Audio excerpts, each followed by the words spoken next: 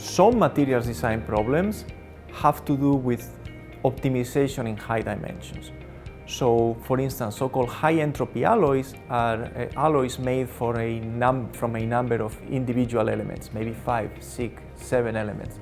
So choosing which elements in which concentration becomes this sort of untractable combinatorial problem. The same is true for applications like drug discovery. There are more molecules one could make than atoms in the universe. So there is not literally enough mass to even try to make every molecule.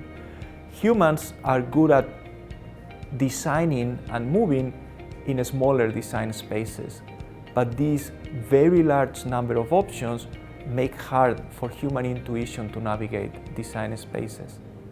Over the last year and a half or two, for instance, building up on the success of AlphaFold, we have seen generative AI starting to transform protein engineering, where again computers can dream up proteins, these very long sequences of amino acids that were outside the ability of human design. As everything related to machine learning, training data is a critical aspect. Whereas generative models for images or text are trained over essentially all of the internet, the data sets in material science or chemistry are much more limited. They're siloed, they're oftentimes private under individual companies' paywalls or internal assets. So training data is a clear disadvantage compared with other domains.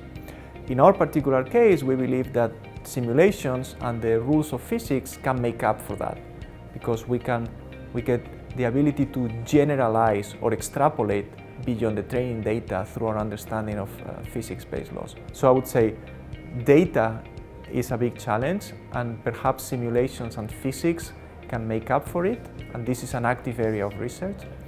And then the other question that is still ongoing is, sure, the machine learning models can dream up potential materials that might be useful, but the model's imagination may not be aware of synthetic routes, supply chain, manufacturing, or cost.